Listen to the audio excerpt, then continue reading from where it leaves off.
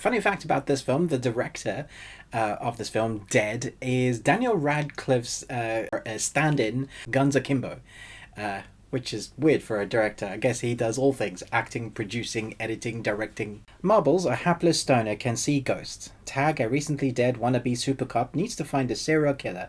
Can a critical ghost cop and directionless stoner get over their prejudices and work together to save lives and death?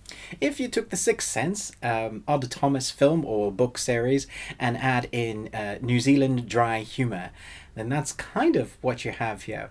What I really liked about this film is that it starts out at one place, you think you know where it's going to go, what it's going to be, and then by the end you're like, huh, I didn't see that coming. For the most part, the performances are really strong as well. I think the humor worked really well. I've seen a couple of reviews for this film where it hasn't been met with the best reviews as far as I can see, a couple of them, and I don't know, I question those reviews because I think maybe they missed the part where it's dry New Zealand humor, and I think it just works. I think it reminds me a lot of the Shaun of the Dead type of humor, quick, quirky, witty.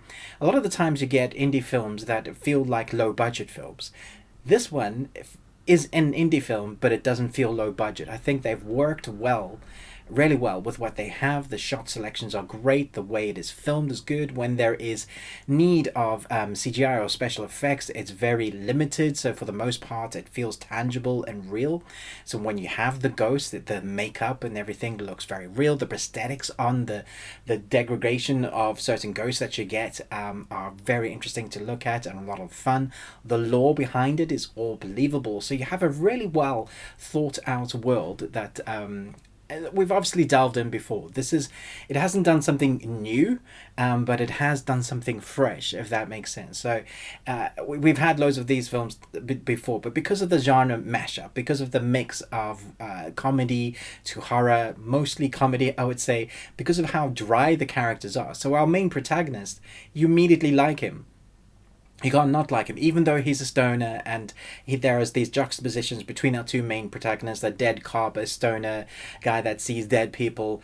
He's just the lovable character that's trying to help ghosts move along, and he happens to take drugs, and that is how he sees ghosts. So the film is a lot of fun, but by the time you get to the end, you think you know where it was going, and then it does something different, which I really appreciated. It doesn't do anything new in the turn, but is also fresh. So I'm going to give this a B minus. It's definitely above C. It's definitely above like the middle ground. This is one of the films in the London Fright festival that's happening over this week, later this week, throughout on Sundays as well. If you want to see this film, buy like a festival ticket, or you can buy the individual tickets, I believe, for I think it's like 60 quid for all of the films, like 40 films, maybe more, or individual prices are like $4.99 to $5.99 depending on the film.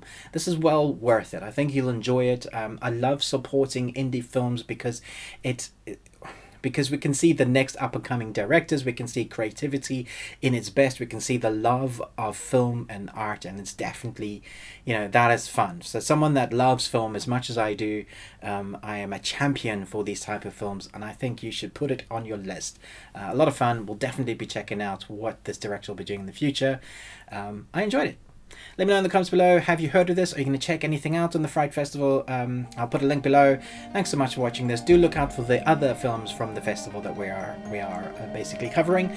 But most of all, until next time, remember,